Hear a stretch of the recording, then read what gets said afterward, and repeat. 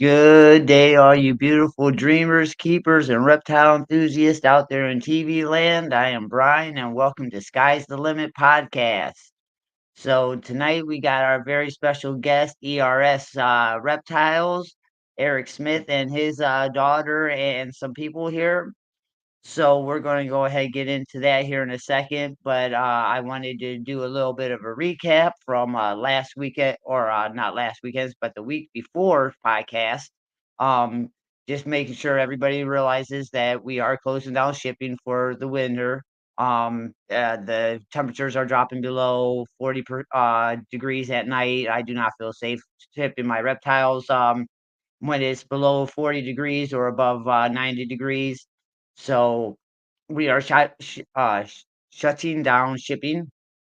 Not only that is we have sold our last baby of the season, so we are going to be probably ending our expos. We'll probably continue to do our local expos around here, just even if we ain't got nothing to sell, just to continue supporting the reptile hobby, making sure that everybody knows that we're not going nowhere, but we are out of product for the season.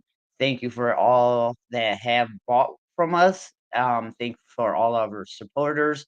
I will be getting a tally on the U.S. art donations and be giving that out later on tonight after the podcast to let everybody know exactly how much we raised for that. And I will be donating that in the coming week. With that, let's go ahead and we got a couple people in here right now. Looks like the only people that commented is right now is Mike. How you doing, Mike? Yeah, I had a great time out there at Tinley last weekend. It was pretty awesome. Welcome, ERS. And with that, let's go ahead and bring out our guest, ERS, Eric Smith. Hi. Hey, how you guys doing tonight? Pretty good. Nice to meet you, Brian. All right, nice meeting you guys finally. If you want to go ahead and introduce everybody, Eric. Yeah, my name's Eric Smith. This is my daughter Evie, and this is Shane Deacon, and we are ERS Reptiles. All right, and so how did the name come about? ERS is it started as a conglomerate between me and my daughter's initials. We have the same initials, but we have been toying around with ideas like in the I don't know in the recent past, I guess. We've tried to make an acronym out of ERS, Experience Reptile Services. I don't know. We If you keep have any arguing ideas. about that one. Oh, Yeah, okay. we don't know. We want to make it cooler, but we're just I don't know. We put pythons together and collect babies. That's what we Right, do. So right on. I mean, so how did it become where it's at today? And how long have you guys been doing this? we bought our first animals in 2019. This is our fourth official breeding season. We started with babies, and we bought in proven breeders in the along the journey, and we just kind of I don't know. We just kept taking money and selling animals and buying better stuff and just keep elevating and keep moving up. I mean, to the point where I think I don't know. We're well over 200 animals now. Okay. And you guys breed your own rodents, or do Oh, you definitely. Yeah. you guys We breed do your own? outsource. We use the Reptile Bistro, which is out in Bettendorf, Iowa. They're the only people we actually buy from. But we breed a lot of our own. We do outsource to try to help the community around Des Moines, and then also, I mean, our rat production isn't perfect every day, so we got to kind of help that out whenever it gets cold, whenever it gets hot. Right. It, so is you guys been doing it for since 2013? You said No, 19. 2019. Okay, Yeah, sorry. yeah, And that so been doing it for about 5 years now. yeah, And that roughly. okay. And how many clutches have you had since you started? Ooh, I have no idea. We're on clutch 24 this year, Yeah. Okay. and we have Well, no, that counts the ones in the incubator. And then we still have, I think we have 4 girls rabid, and we're actively breeding 7 or 9. I think it's nine females right now that we've caught above 10 millimeter follicles. Yep. Okay, nice, nice. Yeah. And so how many clutches total do you think you're going to have this year? I think we're about at the end because anything that hatches after the first year, I count as the next year. So I think Okay, we're going to land right at that 24 mark. okay, But I all do have a right. girl who's pregnant right down here in this corner. Her due date's tomorrow. So Oh, we'll see. really? Yeah. Yeah. Well, dang, we should have postponed it and maybe had a live egg cutting Yeah. Well, the egg cutting happened or egg this pulling. year. I'm sorry. Yeah. The last egg cutting was last week, so that was a Last. pretty cool one. So We're Oh, located out in Bondurant, Iowa. okay. Yeah, Mike wanted to know where you guys are located at. yep. Yeah. Now, what was the pairing on that last clutch? The last one we just cut was a pastel fire butter leopard het clown to a banana spot nose clown. As a Oh, female maker. nice, nice. Yeah, female maker banana. We think we hit And a Batman, and I think we hit a butterfly Batman as well. oh, So beautiful, beautiful. I guess a fire scarecrow. I don't know how all Right. this stuff works. And then a butterfly Batman, and then we had a couple of interesting het clowns in there too. Yep. Okay, So all right. we can get them And if you want to see them. I mean, well, yeah, yeah, yeah. Of course, we see if want to you want to see them. grab them. Yeah, yeah. So we, I don't know. We're excited about it. They're Oh, yeah. cool. We like cool stuff. And so, what projects are you working? Right now we're kind of gearing the collection towards Clown Pied and Desert Ghost Pied, Desert Ghost Clown, the Desert Ghost Clown Pied. I mean, we have Okay. some triple hets. I have a, I have a Desert Ghost Pied het cryptic, Oh, uh, beautiful. male, and then we have a few females that go with it and some other things that we've bred. I mean, we this year we produced a lot of double het clown pied stuff. Next year, a lot of our desert ghost stuff is going to be up to size, so we'll start producing double and triple het stuff out of that. Okay. So, Now, are you planning on putting the cryptic with the clown and making kryptons and that? oh yeah, we have some kryptons. We've been making kryptons, so get it closer. Get closer. That's the butterfly Batman. It's a male, so we're probably not gonna be keeping him. But they're in shed. They haven't even shed out. They're like Oh. fresh out of the egg. So and just a Oh, neat, intricate, that is almost black and white with just a little yellow hue. yeah. That is beautiful. Very in shed still. There's the camera. So they haven't even had their first shed yet, have they? No. No, they're been out of the egg for, but they're not even 4 or 5 days. And then yeah, See, that's the banana fire Batman is what I believe it is. It might just be a leopard clown, but the head stamp is weird. This is a banana pastel fire spot nose leopard het clown female. No, it's a female maker banana. I haven't really actually sexed them. I just am assuming. That is right. a pastel fire clown. Very You can't little really see pattern the on it. pattern Very on it, white yeah. Honestly, animal. this animal right here, I think, to be completely honest, is probably the coolest animal out of the clutch. It's dark. Let me find the camera here. I'm not good at this stuff, but it has some very intricate patterns. Oh, If you yes, can it see does. it. So That is it's beautiful, it's and I like how dark really it neat. is as well. Yeah. Yeah, there's definitely some leopard and butter going on, but I know a lot of people hate on butter and clown, but I don't know. I think it looks cool. No, I think it looks cool as well. I got well, lesser butter, the same thing. Yeah. In one of my hypo het clown boys that I plan on putting to a bunch of double het hypo clown girls and Yeah. that I picked up from Billy. So Yeah. I do like the lesser butter and that especially with the hypo. I do believe it looks beautiful. Yeah, we're breeding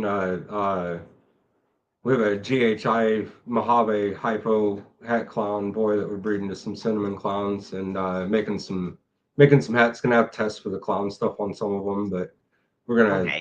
we're definitely gonna be doing that too. So Now, who do you use for your shed testing?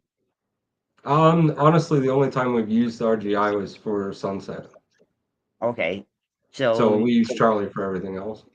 awesome, awesome. I Yeah, actually got some sheds that's going out to them here probably Monday because my mail don't run tomorrow, of course, being Sunday and all. But yeah.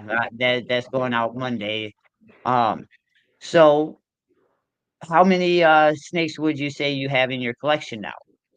It's just over 200. Yeah, Just over I 200. mean, yeah, I mean, yeah, I don't know. We don't. It is well over 200. That's for sure. So and with the 200, how much would you say you've put into the hobby so far? Um, I mean, an embarrassing amount, I would say. Uh, Probably well over 250,000. Oh wow, wow. So in Well, the last previous 2 years, it was a loss of 50,000, and then this year we're probably right around a loss of 15. Okay. Yeah, okay, we're now still running losses. That's what the accountant's saying. We're still running at a loss.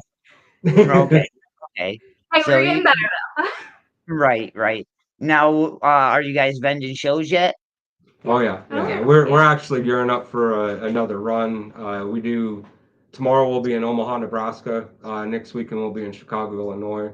The weekend after that we'll be in here in Des Moines. Okay, And then we go to Kansas City on the 17th, and then we'll be okay, back in Kansas City for the AARPE show the 6th, 7th, and 8th of December. okay. Nice, nice, nice. Yeah. So, now, what do you guys do for work? Do you guys do the reptile hobby full time, or do you guys have let's Oh, say a full time job? yeah, I drive a truck. I work about 65, 70 hours a week. And then Evie's 40 hours plus at her job. Yeah. This is my full time Yep. job. The reptiles is my full time job. Shane's the only person full time here. Okay. Which it definitely helps having somebody here, cleaning tubs, doing water changes, inspecting on everybody, keeping up with everything. Right, So, I right. mean, because we're producing, over 200 rats a week. I mean, we have a lot going on with all these animals, health checks. Okay. Now, does one person specifically take care of the rodents while another person takes care of the reptiles, or is it like everybody does everything? We definitely all help each other. I mainly clean the rat room, but Shane does go in there whenever I need them to. And then Shane also handles most of our rat sales. So I mean, I literally had a person leave 5 minutes before we got on here. Not even. So I mean, we've had plenty of people come over this week, this day today. So and then I don't know. We divide things up, but we try to help each other because our schedule is so off and weird. So Right. it's just a constant meeting of things to do. I mean, Right, right. yeah. So how did you end up meeting up with Shane and deciding to work together with him? So I was actually friends with Evie, Yeah. and I was in a bad situation with my previous household, so I ended up just moving in with them, and I just continued working with them. And instead of like paying rent, I go ahead and just work with the animals. I do photography for them. I do care for them, that kind of thing. Social media. Yeah, I do the Okay, social media marketing. okay, Yep. okay. So you do a lot of the social Yeah. media as well as taking care of the Yeah. animals and everything. That's Yeah. awesome. That's awesome. And Shane That does everything that I need done. That is Yeah. for sure. If it needs right. picked up, I'm here for it. Yep. All right. So what's going on, Tyler? Hey, J&S, James. Um, Mike wants to know what kind of displays do you guys use for your snakes? We have ARS this or no, sorry. We have next level displays. And then we also use deli cups for overflow and larger animals. Um, All uh, right. a lot of our setups, whenever we go to shows, our two table setups, we usually bring 35 to 50 animals at a time. It's not So- really close okay. to that 50 animal mark. Yeah, it usually is 50 or more. Now, with the next level displays, do you guys find that you get a lot of glare off of the lights? Because I know I use the animal plastic displays and which has the built-in lights inside the Mhm. display, so you don't get the glare off of the top. I push the- them forward just a little bit. They seem to be pretty clear as long as I'm using the streak-free the free and clear spray on them.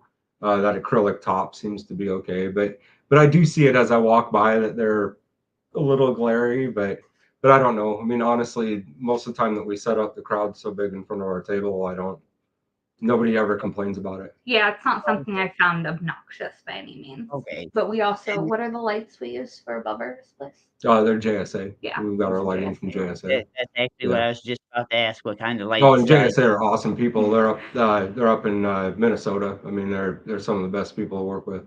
They have the best lights in the world. I promise that. Okay. So, besides that, what kind of like paper or substrate do you use inside of your displays? Do you guys use like some people use the printed Yes, we paper? use They're it's like repti liners. yeah, they're repti liners. They're here. I'll just show you one. They're like well there's two of them there. They're like kind of thick. They're Reptisorb pads. Yeah. And we buy them. They're pre-cut for the size of the displays. And then we also have the circle pads for the deli cups. So the circles they have the larger size too. This is a smaller deli cup that you can buy at any of the shipping houses. Will sell the deli cups with the holes in them, and Right, these will go down inside to absorb. And then we'll usually put like our name or like a cutout of ERS reptiles in the display cases, just so that we have some more advertisement there. I mean, it's a cheap advertisement, but it works. I don't know. right. Just look And more professional, I guess. I don't know. yeah, most definitely, most definitely. I know myself. I like to use the Gopher Cocoa inside because I like the Mhm. natural look and that. But I have been thinking about switching over because after every show, I got to empty it Well, out, clean out yeah, the and display. with some of our like white colored animals getting specks and stuff on them, I mean, we've used that stuff in the past, like in deli cups, and and pick it up, and somebody like looks and says, "Ooh, is that a mite?" And we're like, "Oh crap," and Right, right. I mean, And it's we learned actually just along a the speck way. of right, and it'd be a speck of cocoa husk, yeah, on Right. it, right. But Yeah. now we're sitting there doing physical exams of the animal, being like, Yeah, did we well, and we're miss something? having this many animals, we're super paranoid Oh, about yeah. mites. I mean, we definitely treat with permethrin Mhm. all over our place. Well, even our liners, we Yep. treat. Yeah, we Okay. pre-treat them and let them dry before the animals go in. Now is, the permethrin the only thing you use for the mite treatment, or is there any other, chemicals that you use for it? Just pre-treat with permethrin. So or like the lice spray. Same thing as prevenamide is. It's Right, point right, 0.05% permethrin is what It's prevenamide is. 0.5%. right. 0.5. All right, she knows everything. I don't. I just say things. But yeah, I mean that is pretty much our prevention. Yep. Whenever we've helped people get rid of mites out of their collections, we have kind of a whole We have a protocol. yeah, it's long-winded. Believe me, it's a lot. Yeah. Right. Now, do you use the same protocol when you bring your animals back from, let's say, a 2 to 3 day show to the just doing a 1-day show? Yeah. I mean, everything usually before we leave and come back, we have separation barriers with the prevenamite in between rooms and in between racks.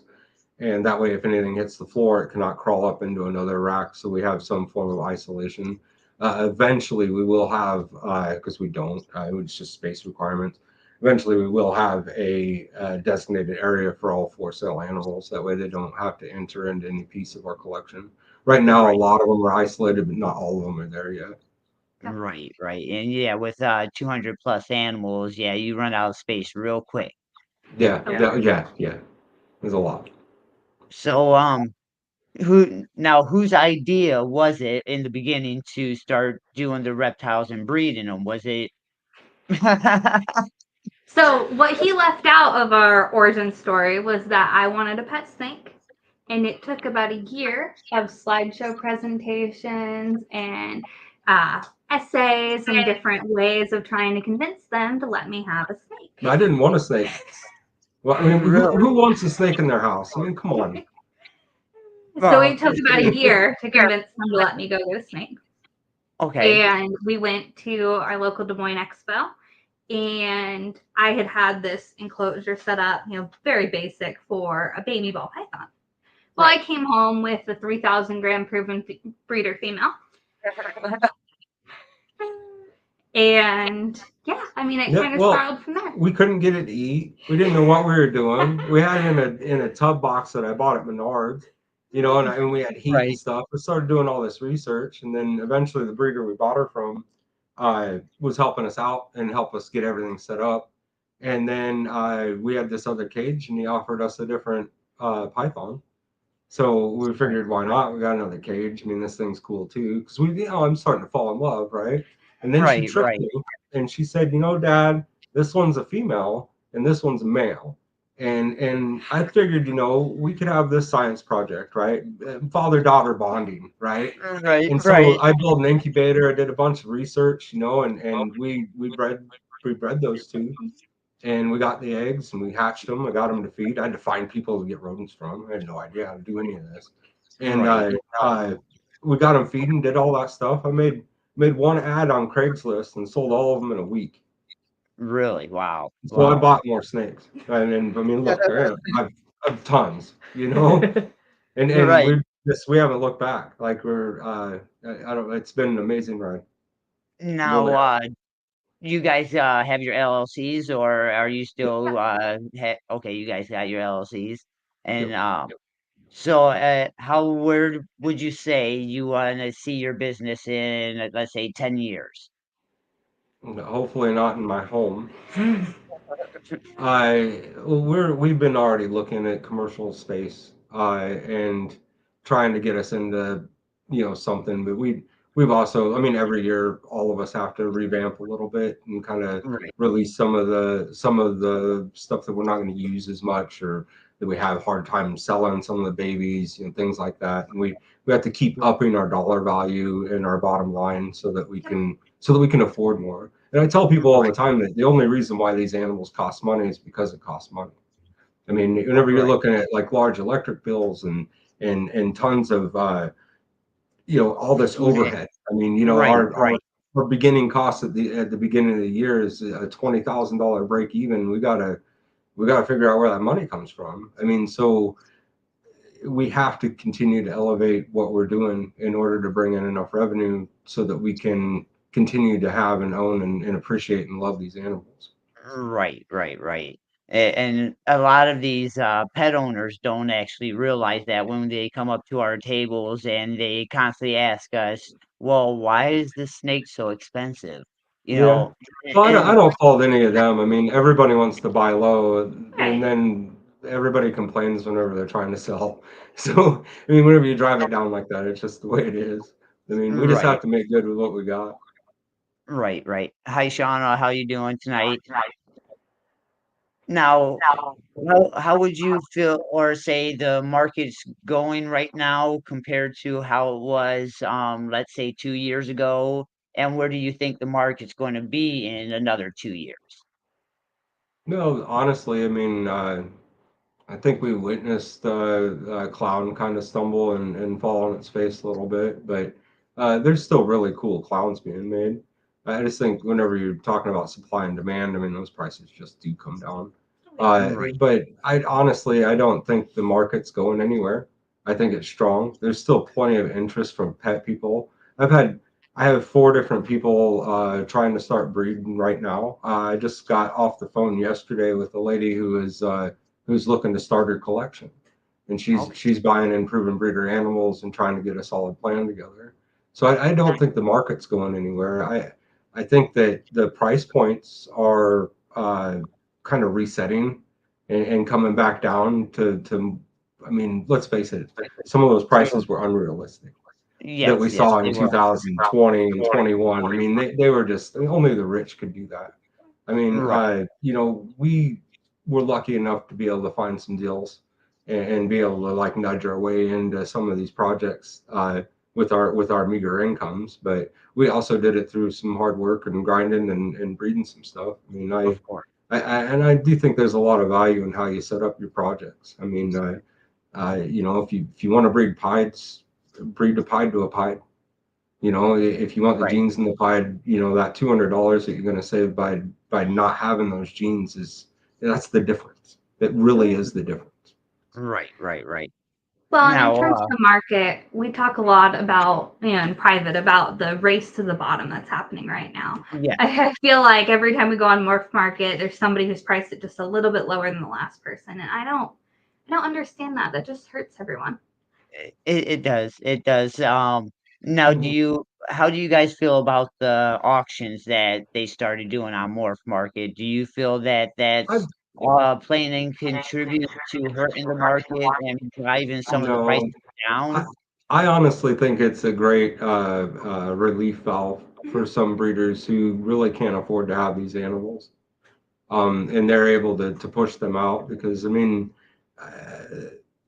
a lot of these breeders that are been pushing over and over and over again, they need the money. Like I said, they have this huge overhead cost, and they Right. have they have limited space. All of us have limited space. It's Yes. not endless. I No. mean, Right. so Right. once you're looking at, I mean, some of these guys out here, and I know quite a few of them. They have 600 and 800, 1,000 babies. I mean, and they got to go somewhere. I mean, even if you're going to get Right. $10 a piece, they got to go somewhere. Yeah. And Yeah. I think that in that aspect, it is a great relief because they know that that animal's going to go. I don't really think that it's truly driving the market down. I think at a buyer's perspective, there are a lot of people who are getting in and people who are in the lower ranks of coming up with their collection, being able to pick up some really pivotal animals that they can use. Uh, Right. at least sometimes. I mean, not everything on there is like best, right? But you know, we have to pick and choose what we're going to work with in the first place. But Right. I really don't. I think that it was needed. I think it was really needed for the time that was that we were coming into. Yeah. Well, the I options, they work as a decent method of a wholesale that's more accessible to the average person.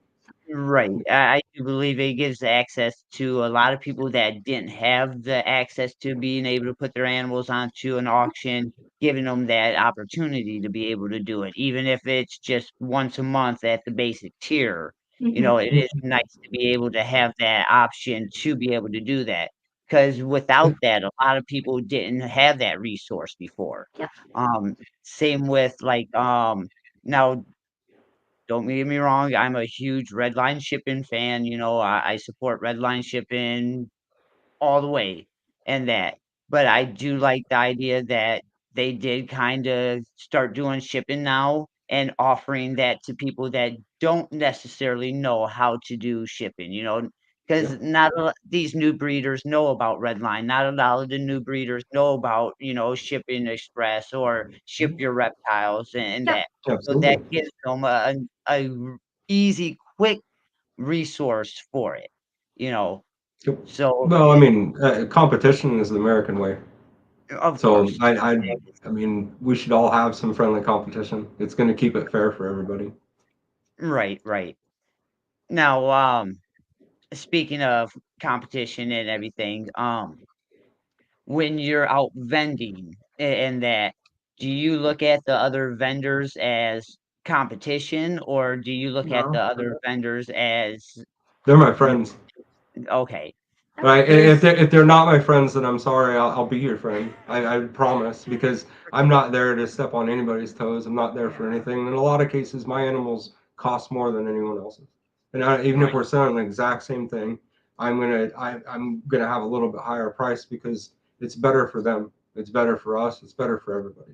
Okay, because I know some vendors, I don't know about where you're at, but where I'm at, some vendors and that they look at everybody else as competition. So when you go to try to talk to them, they're kinda little, Yeah, I mean, last year, let me see here. We went through last year. I think I have 3 animals that we produced last year that I still have. So oh, we don't do bad at selling these animals. Well, I mean, I have plenty more of my holdbacks. We kept plenty. Yeah. But you know, Three animals we were actively trying to sell. three animals that we priced high that we wanted to kind of sell. Right. That's a fair way of So I mean, that's where it's at. I We mean, didn't really want to sell it, but if somebody Yeah. gave us that money, Yeah. we would sell it. No, Yeah. I get that. I got a couple holdbacks myself that I take out to the show that is probably extremely overpriced. But if somebody yeah. wants it, they can buy it for that price. But I really don't want to sell it because it is pretty yeah. much one of I my don't. I holdbacks. have a pet peeve about not for sale stuff. I just put a number on it.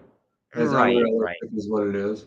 I mean, right. because If I that's what it's worth 10 times that to me. It really is. Just right, because I mean we're capable. I can breed that animal. I can facilitate it. My babies are healthy. Like I oh, don't have to. It's not a guessing game for us anymore. I mean, in the right, beginning, we wondered if we could do it. In the beginning, it was nervous, and we needed to keep our price point low enough that it wasn't as big of a gamble.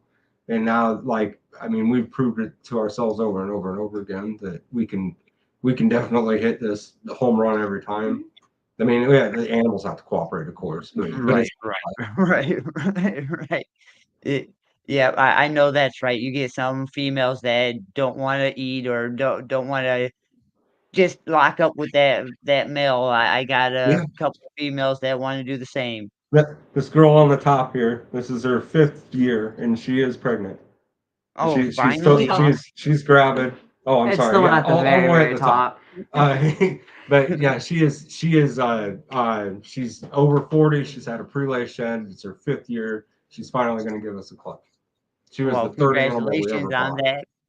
Congratulations on that. Yeah, Finally. thanks. We just and the story behind her though, this is the most interesting female we've ever like even heard of. She doesn't like white snakes. So Really? the first year we tried to breed her to a super Mojave, right? Big time Okay. breeding there. Right, right. But she bit him, Really? And drew blood. She bit and she him? was body checking him. We swore she was a male, right? Wow. We actually bought an ultrasound just to ultrasound her to Really? figure out whether Really? she was a male or female because all of our friends tried to pop her. Nobody could get hemipenes out. And we had like, why won't she lock up? She fights the males. She's aggressive too. And she's huge. She's like 5,000 grams, Holy crap. Like, 40. I was say just It's not even written up there. It's No. well over 4. All right, I'm exaggerating. It's But probably 35. whatever. But she's she's she's probably big. between 35 and Oh. 4,000 grams. All right. Anyway, It's still but big girl. Big girl. Oh, yeah. she's big, not a yes. boa. No, right, right. No, do you think she might be a Volta locality? No, I mean she's a Disco Inferno. She was the third animal we ever bought. I mean, Okay. she was a pet first that we tried to breed, and then years went by, and she used to always get the biggest rat. We keep feeding her, trying to get her pregnant, and every year she doesn't get pregnant. Every year we keep feeding her like she's pregnant. she'd rather have the food, so she swells up. She acts like she's Yeah. pregnant. Oh yeah. Yeah, she goes through. It looks like an ovulation. She looks like she goes through the entire pregnancy cycle But- and then just Like I said, never lays we bought an anything. ultrasound just to be able to prove Yep. like what we were doing. And to be honest, what we found was that something that we had never done before, which was pairing her in the middle of summer. Okay. And So- so do you think that's what got her to go for you, is pairing her in the middle of Absolutely. summer like After that? having the ultrasound and being able to see the follicles and where they were, I mean, now we are pretty much year round. We're not going to stop because we're just Okay. going to pair the females whenever they're ready. Now, since you've gotten the ultrasound, would you say that you get more success out of your females than when Oh, yeah. before you got the ultrasound? Yeah, I mean, it's good to know what we're actually looking at because before we were doing it like we were taught anyway. We would, in October we'd start pairing or in early November, and we'd just put a male in once a month until we had eggs, and that really limited some of our males. And it also, I mean, for like that girl in particular, we would have never gotten her pregnant because she didn't cycle there. Right. So I mean, and we have several others that are like that. It's not that many, but it's several. Because most of our clutches come pretty much at the same time. I mean, a lot of our babies are already out. Okay. What's going on, Mad River? How you doing tonight? Well, that's for. Oh, what the heck did I do? Sorry, there. All Yeah, right. it's a good thing I'm not running that thing. Yeah, yeah. Started clicking on wrong buttons. I thought I kicked myself out of the thing chat or That's awesome. something. But so dang, I was thinking about something until I done messed up the dang thing. But sorry about that, guys. Um. Yeah. Oh yeah. So what kind of incubators do you guys use? Right now we're in a hot box. You're right now. But Okay. before this year, we the every incubator we had was a walk-in closet that we converted. I don't really like the hot box. Okay. Uh, No. I mean, it works. It works. It's great. It took us a little while to get it dialed in. It's firing all cylinders right now. The walk-in closets that we had, I could walk in there. It was a large space. The temperatures didn't fluctuate hardly at all. I could do everything I needed to do without changing any form of temperature as far as getting into the various different boxes and to do Right. whatever I need to do, mold checks, checking for pips, making sure nothing's wet, all that. Right. I'm playing with my fun stuff, right? Well, and we spoiled ourselves to the point where we could literally cut eggs inside the incubator and never have to take them out. Yeah, we did that. I mean, Now, it's do been you an adjustment. use the push notification? I can't remember what is that. Right now we have a Wi-Fi enabled. It's a Spider Tech Herpstat that has alarms that All go right. Wi-Fi to our phones and stuff. And what temperature do you guys incubate at? 89 degrees. 89. Okay. Hmm. And do And you know? Because I incubate about 88, 89. I usually get my clutches. I hatch anywhere around 55 days. Are you guys about the same? ours come out day 55. We get a pip like clockwork, every Pretty single one, much. no matter where it's at in the incubator. It's the same 55 day. Okay. Now, with your rodent racks, do you guys build your own, or do you Yeah. Well, we do have one Freedom Breeder rack out there. It's a 40 series. I mean, as soon as I get money, I'll buy some more. I mean, we do build our own rodent racks with the concrete tubs. okay? So, And now, now how should I put this?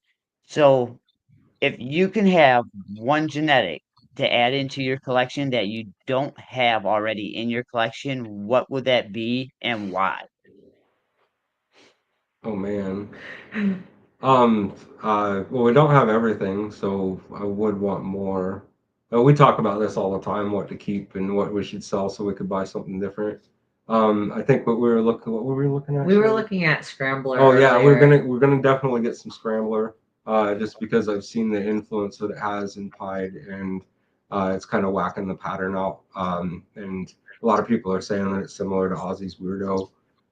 We would like some of that. I mean, eventually we'll do some Monsoon. We talked about Monarch. Okay. Um, I think that our anything else we talked about? Yeah, we talk about a new thing every other day. Yeah, we talk about new stuff all the time. So, I mean, and the reason why is because I don't. Oh, Tyler says amplify. No, I don't even know if that's real though. I mean, me and Tyler have talked about that several times, because we see the pictures from Europe and we don't know. I mean, it looks cool, right? Right. Amplify might be something really cool, but I don't know. I'm not shelling out money for things I don't know about. Right. So, Right. I mean, it's a but big risk to take to try to prove something out, and that I think that's where some of the breeders I'm go wrong. I'm also really old and I like to touch things before I buy them. Right. I mean, it's a lot for me to do this whole internet world thing where I can order my groceries and have it put on my doorstep. I don't. That's not the way I do things. I mean, Right. these people Right. do, Right. but And he gives us lists, we make it show up. that's yeah. I'm blessed with my life. Let's say So, that. how old are you, Eric? And how old are You two. I'm 46, but I've spent the last 6 or 8 years in a truck. And before that, I don't know, I worked pretty hard all my life. No computer work, but And I'm 19. Yep. I'm in my early 20s. Okay. So you guys got some years still to put into the Yes. reptile.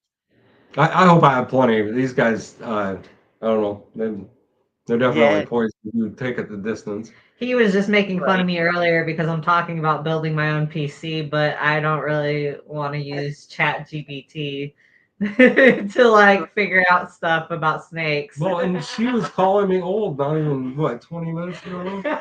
This is true. So I don't know. That's just how things work around here, anyway. Yeah, John from Mad River said he just turned 46 himself, and Nice. that you guys are only 3 years older than me. I'm just about to be 43 myself. So Yeah. Well, nice to meet you, youngster. No, no, I don't know. I think this hobby's been definitely an unexpected blessing. We've met some really great people, and we've I don't know, we've been able to see some incredible things that would have never happened in our lives unless we had it. So right. very grateful. So what would you say is your biggest takeaway from the reptile hobby so far? You can do anything if you have enough time, energy, and willpower. Yeah, absolutely, Okay. absolutely. I mean, I Awesome. mean the biggest takeaway is that I mean most people are honest, genuine, nice Oh people, yeah. and by getting to meet so many people that we've seen in this hobby, not only our fellow colleagues but our customers as well. I mean, a lot of them I trust with just about anything. I mean, I definitely have people that can come over and pull things out of my rat room, and I don't need to be here. I mean, I Right. trust them like that. No, Yeah. don't let my rats loose. You know. Say But uh, right. So um besides that, now if you had any advice for some of the newer breeders getting out into the hobby and starting to breed, what advice would that be for them, especially going forward with how the market's going and how the prices are? well, I really gear that towards what their goals are. I mean, and if they want to make really pretty stuff, you got to stay away from the white snakes, unless your goal is to make white snakes. But I mean, it really depends on what their real goals are. But definitely start small, keep it small, let the animals pay for things. I mean, Right, because trying to drive it home and going out and getting loans and things like that, you're going to be upside down really fast. and right, and this hobby is really easy whenever you're at 16, 18, 20 snakes. I mean, it's not, I mean, what is that, like 40, $50 a week, right? right. You And get to 200, 300 animals, you're looking at $400 and $500 a week in rats. I mean, if your right, rat room goes down, you're cooked. I mean, you're paying a mortgage, you right. When know. we had 28 snakes, we were spending about $200 a week on rats. No. 28.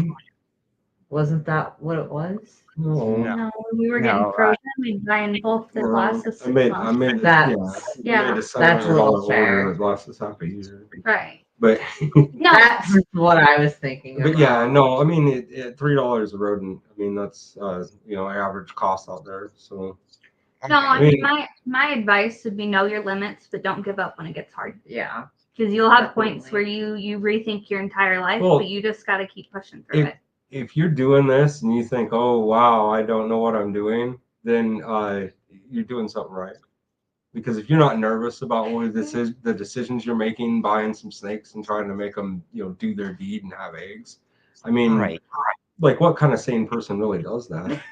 I mean, so I Right. mean, if you're not questioning that, you're doing something wrong. So I mean, especially as a brand new breeder, you should definitely just get your feet wet before you really jump in. That's my biggest advice. I mean, we've tried to help a lot of people get started, and a lot of people jump in over their heads, and uh, it's really easy to do. But then we've also the people that take the advice, they don't get too big too fast, and they're able to comfortably ease their way into having more and more and being able to handle more. Because believe me, if your collection size is 30 or 40 animals, and all of a sudden you pump out 20 some clutches, now your collection size just tripled. Right, Right. right. And the workload just tripled, your cost just tripled. I mean, that stuff happens real rapidly, and a lot of people they just aren't prepared for that. And you just Right, have to be willing to put in the work and to keep putting those foots forward, but be realistic about your goals. I mean, if you breed a $500 animal to a $500 animal, you think I'm going to be making $500 animals. Some of them are going to be worth $50, right? The other one's going to be worth $600-700. You might average $500 an animal, but you also have to put in the work to be able to sell those animals. right, You, right, you got costs and table setups and driving to those places, food costs coming in and out. You got, I mean, just facility to keep them in between. You knocking down people on all your social medias trying to get those animals out. I mean, it takes a lot of effort. Okay. So, just knowing that up front, those secret little things we don't normally talk about, like the behind the scenes stuff, is something that finding a good mentor that can really teach you and show you how, like, we're able to do it, is something that's invaluable for most of those people if they want to do this for a long term. And right. just don't get No. alone. All right. Yep. And Yeah, definitely take that's the key thing is not to give up because it can get very discouraging very quickly, you Yep. know. And I was actually lucky myself because Eric, this was my first year actually vending, with animals and that going out and vending and that. And I had 4 clutches this year, and like I Great. said earlier, at the beginning of the podcast, we just sold our last baby that one that we wasn't planning on holdbacking or anything because, of course, I have my holdbacks Doing and that. excellent. And, at the start of the year, I was thinking, well, we're going to have to probably keep these because, we never done this before. We never been vending, and that. So I was going to figure, well, I'm going to have a rack full of these snakes that nobody's going to want. And very surprisingly, I got rid of all of them, and thank you very much for that. But, And that it's is something that a lot of newer breeders don't know about is that you should make babies that you like and that because like a lot of people ask us what they should breed and we breed stuff that we like right, and that is what people should do is they should breed stuff that they like and you should also like you should breed things that like people will buy like we breed bananas not only because we like them but also because people will buy them same with pieds but Yep. like you shouldn't be breeding stuff that other breeders tell you to breed. We Right. breed right, every right, kind with the intention that if we have to keep them all, that we will be okay with that. Yeah. And we have an right, entire racks, and we've determined that if we have to shut doors right now and not sell singles or animals, that we can live with that. And I mean, it'll be hard for sure, but we would be able to live with it. Absolutely. right, right. Absolutely. And But we also, I don't know. I mean, we breed pet quality clutches for Oh, yeah. sure, Yeah. just to pay the bills. But that's how we get new people to come into the hobby. I mean, I we aren't going to get very far going to local shows and shows that are fairly like in some of these larger cities. But if everything on our table costs $1,000 or more, we're not going to be selling that. And I'm not going to right, get that face-to-face interaction that can get this person who is curious about it to be able to have the ability to own a few animals. I mean, and right, that's where we are at. That's our position in this hobby right now is to find the breeding curious people and help them and support right. them. So. That's awesome. That's I awesome. mean, eventually, maybe she might be adjusting to Boca, but I'm not. I Right, don't have the right. time left. Yep, and John from Mad River just said, "Yeah, stop chasing the big breeders and breed what you Yeah. like." And Well, I mean, that's what I'm always saying is, you can't chase after somebody else's dream. You gotta chase your yeah, own dream. You Exactly. can't be Justin, you gotta be Eric Smith from ERS. You There you know, go. I can't be Billy Rose. I gotta be Brian from Sky High Morse. You know, That's we right. gotta be who we are. We can't chase somebody else. We gotta chase our own Right. self. Yep. You know, We can definitely use other people as inspiration, but of we course, need to have our own dreams. And you of can't do it course. without having your own dream. And you know, the biggest person that's going to stop you is yourself. You know, nobody's going to tell you that you're doing something wrong more than yourself, you know, because we're our biggest critics, you know, Oh, or yeah. and Well, that, I don't know. These two will tell you I am their biggest critic. So, you know, so it when and like I tell some of these other people that I've been with and that always remember, you know, everybody else that criticizes you, you can always walk away from them, you know, oh, but you can't walk away from yourself. And that. yeah. So as long as you're doing what you love to do and that, and you are criticizing yourself and you are critiquing yourself to grow and build yourself to be better at what you're doing, you're doing something right. Yeah, absolutely. I mean, I 100% agree.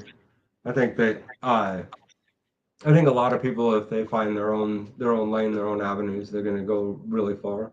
The passion gets lost whenever you're chasing other people's dreams. I mean, you said Right, it pretty right. well, Brian.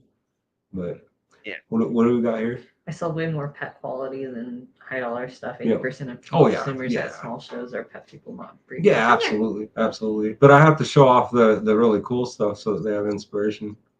You know, Right, I right. mean, and that's well, those animals do sell too. I will tell you that. Okay. Yep. Do. And Brad from InBuddy says, I look at it as breed what you like and the market as in somewhat one getting to pay you 100 to 400 easier than trying to sell a couple of $1,000 animals. And he's Well, I think absolutely Yeah. right. You, yeah, I think it's a lot easier for us to sell in that price range to about $300 to $400 for sure, and then lower. A lot of like first-time pet owners and even their second or third pet, and then there's plenty of people out there who are breeding curious who need to get that animal on the cheap, right? So that they can feel like they really have something to look forward to. Well, we And breed a lot of lower end animals in the process of making our higher end animals. oh yeah, And definitely. we've produced what, 3 normals this year? Yeah. Well, no, No. no, we had that one clutch that we don't know how it got there. you It don't know was how it two got normals. there, huh? Well, it was a pastel. 'Cause we have two normals sitting over It there. was a right now. pastel yellow belly double het clown pied to banana calico pied, Okay. and it was the whole clutch was three normals and one pastel or no one yellow belly and a pastel yellow belly. We have like No 5 hide? normals this year. No pieds, No pieds. no bananas, no calicos, and it's not. I mean, I don't think it's a Partho. All the eggs survived because we also had a Partho clutch this year too, which was Okay. I don't know. It's a year of first, so but it's not the first time I bred a banana and not gotten any bananas. So I mean, I don't know if that's something with it, but it really isn't very often. It's just, I think that's just your luck, Eric, because yeah, usually I first used it all breed up on that last banana, clutch I just showed you. Well, yeah, we yeah, got a Partho it clutch definitely this year. did. We got a split sire clutch this year. Yep. Yeah. Yeah. Yeah, because our Confusion Clown clutch was split sired with the red stripe. With Okay. with a pastel fire leopard red stripe pet clone. But yeah, the not hit a banana or a calico because those two genes are pretty strong. Usually they throw one of those into a Well, baby. it's not like yellow belly that you're just gonna miss it and maybe call it a normal. I mean, Right, there's really low right, expression. I mean, a banana is a banana. There's no doubt. right. We had a male maker make male and female bananas. Yeah, too. yeah, we had a male maker make 2 female bananas also this year, which we've Really? probed them, we've popped them, I've done it several times over. They're They're definitely female. Those 2 are female. So I don't know. I mean, it's Hey, it's maybe weird. we'll hit twins next. Well, that happened last year too with the male maker. I have a banana hat sunset that gave me 2 females and a male, and he's supposedly a male maker. And we rebred him to this het sunset here. So I don't have any visual sunsets yet. So hopefully someday soon, like here in like 3 months.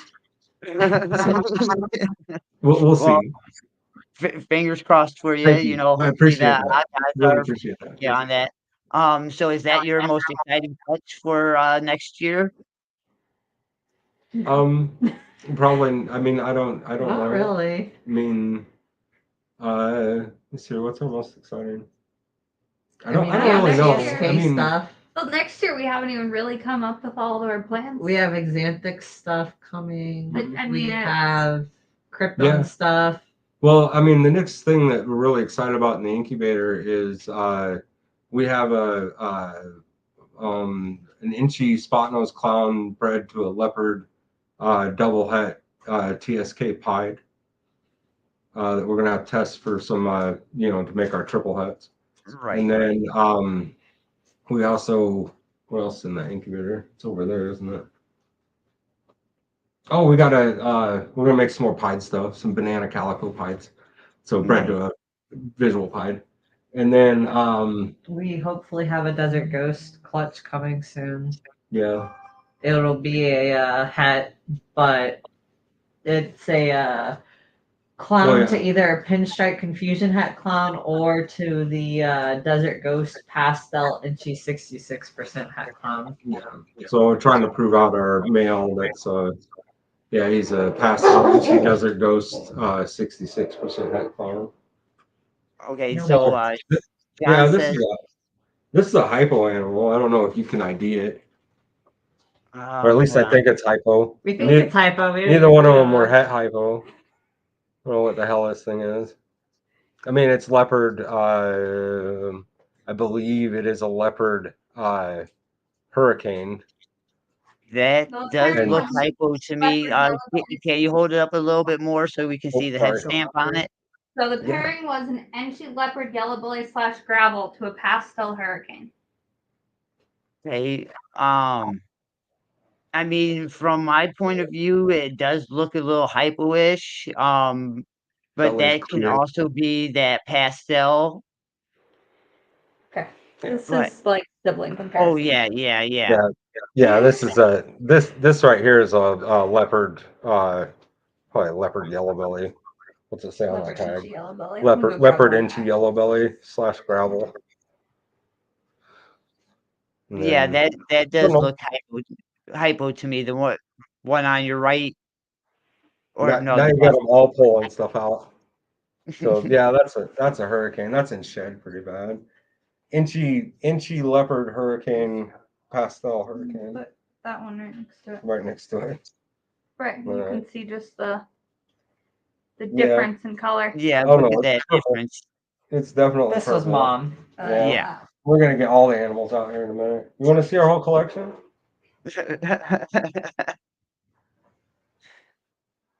But I don't know. I mean, I think we have a few things I guess we're pretty proud of. Here, well, look, let me show off this page. What's that? GHI Mojave clone. Is he in shed? I think so. Probably in shed. That's beautiful. This is pastel Enchi super orange dream pie.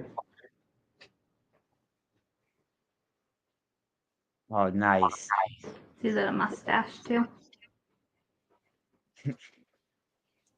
Doesn't show just how like orange his color is. I think the light that's behind the Yeah, camera. the everything light out. kind of washes it out. That red says, "I'm This hoping is a that Spider Desert Girl Ghost pied. Brian lays for me, and she was paired to a pastel leopard and also a pastel SK." Well, hopefully she goes for you, Brad. Yeah, absolutely. Yeah, that's Now, that right there's Desert Ghost pied het cryptic. yeah, that's beautiful. 2 paradoxes is really cool. Yeah, have you hit any paradoxes this year, Eric? No, but I can show you a paradox we own. Because yeah, John says he had 2 extreme paradoxes. First Oh. time in 10 years, and he got 2. Nice. This is an animal we produced last year. Yeah, that's a 2023 baby. She's at 700, probably almost 800 grams. She's probably She's over beautiful. 800 grams now. But she is a Banana she's a Enchi. banana pastel inchy spot nose krypton. This is our The paradox camera doesn't male. do her colors justice, so No. she's a No, Yeah, she's orange. it doesn't help with the lighting. Some of the lighting also washes it out too. Well, we set up the lighting to see us and not. Right. Not But he is a highway. oh, that's beautiful. Yeah. I like that paradox. Highway on it. paradox, pastel highway That's the paradox. highway paradox. Yeah. He's unique, one of a kind animal. Yes, of course. Just this year. But yeah, I can show you an animal that's unique. Doesn't look real. Hold on.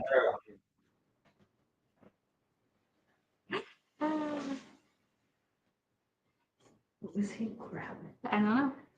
You'll have to tell him to stop when we're ready. Yeah. He'll do this all day. Midnight. You were over here. No, opening every he's time. all right. We'd open every single one and be like, look at this animal. Here, this animal doesn't look real. Right? Every time I take a picture, it looks fuzzy.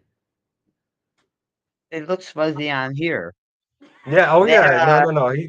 He does not look real, like he's a I don't know. It's just odd. I mean, he is freaking awesome. He also looks bigger every time you open his enclosure. He's getting keeps bigger. eating. So Stop what feeding is he? What's that? What is he? It's a pastel leopard red stripe fire het clown. Say he's I don't know. beautiful. He's gonna make some interesting babies, I would think. Yes, he is. But I don't know. That's something that's else that's advice so for new weird. breeders. If you breed something really pretty to something really pretty, as long as you are willing to keep it, you're going to probably make some really pretty stuff. Right. So there are some limitations. You know, you can't breed a pretty pied to a pretty clown and expect to get a clown pied. But Right. but you know, usually really pretty stuff to really pretty stuff works really, really well. Oh. I mean, really Right. well.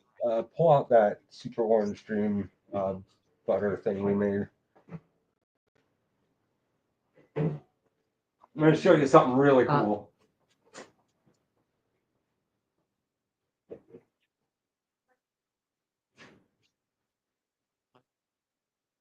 Yeah, but Max could be in the camera.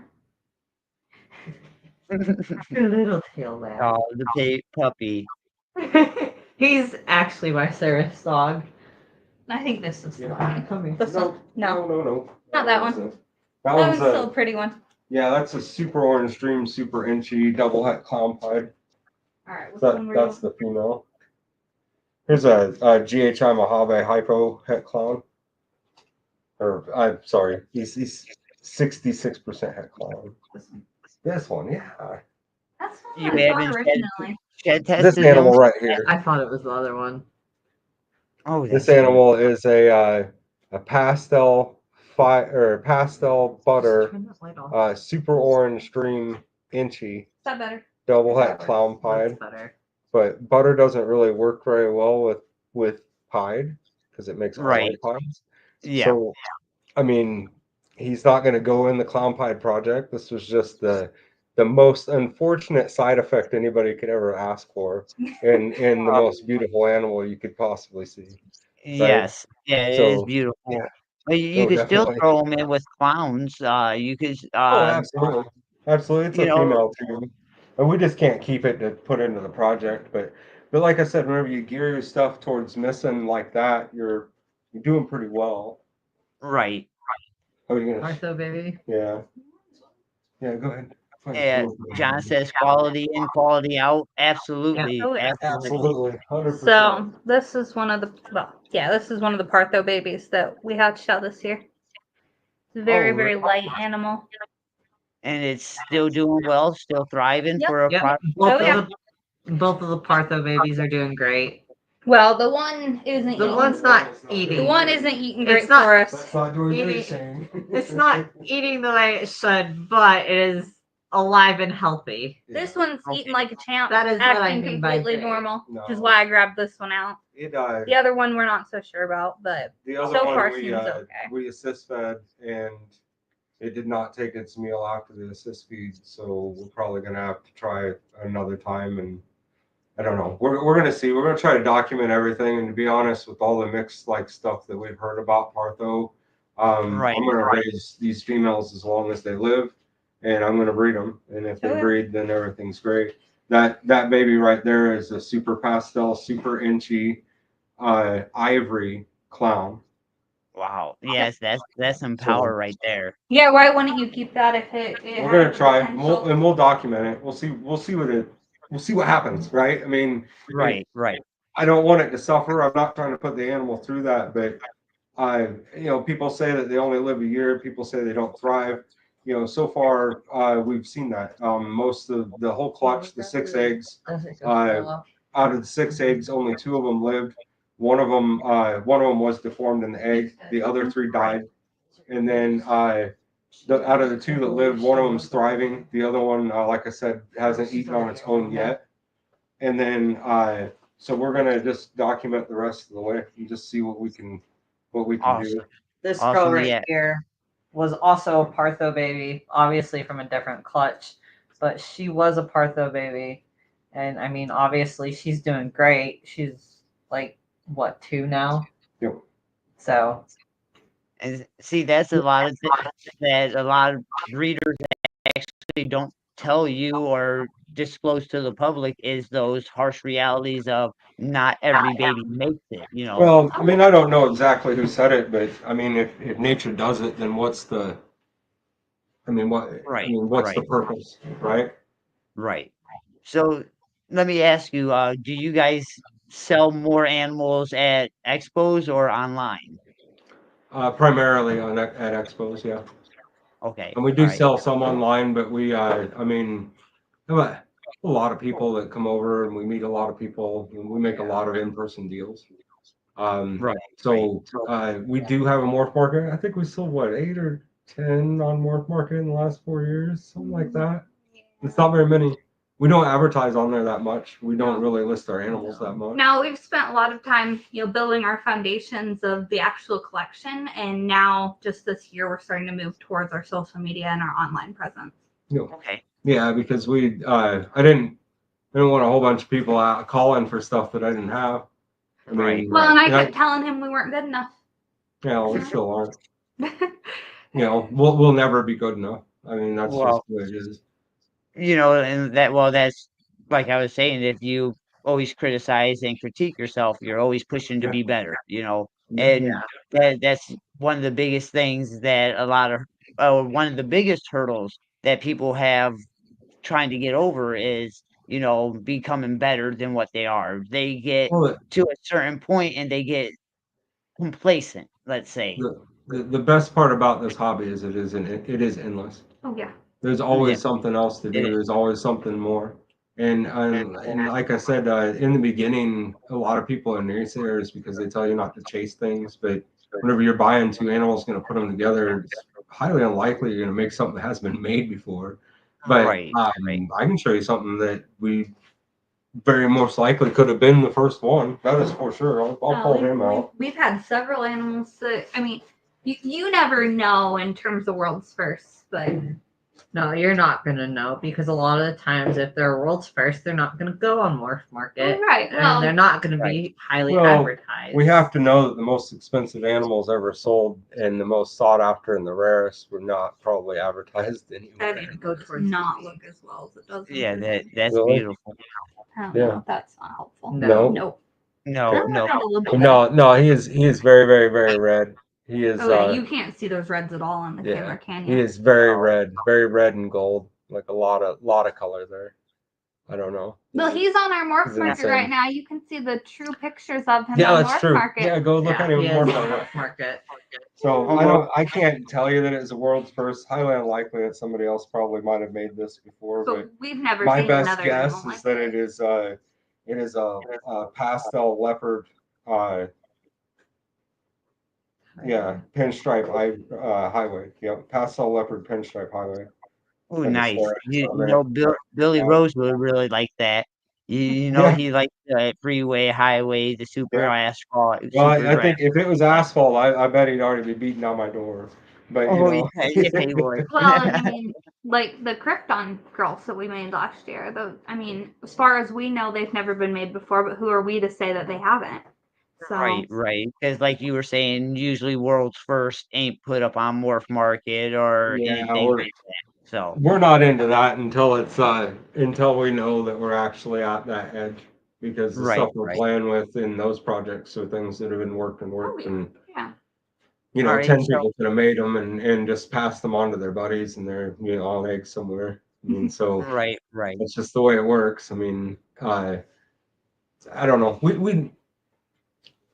We just want to make pretty stuff. Oh yeah. Right. I think we all do. I mean, I know of myself, I work with what I like, and then a lot of people would tell me, well, my end goal is out of reach because I want to make a 16 recessive, but if I don't try, how can I know if I can or not? You Yeah. know, Yeah. Oh yeah.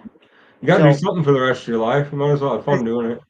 exactly. So, where can people get a hold of you if they want to get a contact with you, or We get a are hold of ERS reptiles everywhere. everywhere? Instagram, TikTok. Facebook, TikTok, Morph Market. Morph Market. Yeah, we don't have a YouTube, not yet. No YouTube? We've talked Okay. about it, but we still don't. We don't know if we can devote the time, I guess. Right. That's a lot of it. I mean, like I said, And right after we're done with this, I gotta go load part of the car, and then we're gonna set up everything so we can dump animals We have to into leave here cages. at like 4:00 in the morning Yeah. for our show tomorrow. So we get up at 2 a.m., load the boxes, drive to Omaha. oh, wow. Okay, well, then we'll go ahead and wrap this up. That way you guys can Yeah, get you're on fine. on the road and all that. No, So I think I just the have last show we did, we got 2 hours of sleep, and we did just fine. wow. So Well, I only have one more question for you, Eric, and answer honestly. So, with me being part of the 15 Minutes of Lame, do you support Sky High Morphs in the 15 Minutes of Lame? yeah, absolutely. Awesome. Well, with that, I'm gonna go ahead and put you backstage for a second. Oh, sorry about that. And, I'm gonna roll this outro and that if you wanna stick around for just a second. Sounds Yeah. good. Yeah, thank you. Alright. Yeah, have a good night, everybody. Hi, Mom. Wow, so they're some real awesome people, huh? You guys make sure you go and follow them on Instagram, TikTok. Go check out their Morph Market. Check out some of their stuff. They got some really amazing stuff over there. They're going to have some really amazing stuff coming out of that facility. So with that, remember that we are doing the $1,000 giveaway to all our supporters starting in January. We're going to be having the entry word down there. Remember that you take the entry word, go over and put it onto my Instagram, message me the Instagram, the entry word for your entry into the contest. We'll be starting that on January 1st, going to the end of February. So make sure you guys stay tuned for that. And with that, I'm going to go ahead and roll this. Hold on, let's go like this.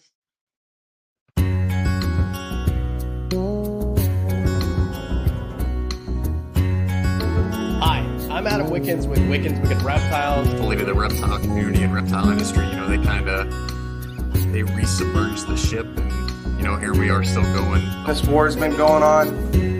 I can barely even handle my emotions that we've finally got this stupid law that was made for ridiculous reasons off the books. There were some mistakes made on April 6th, and I hope we can learn from those to reverse the interstate ban on any transportation of species listed as curious on the Specie Act.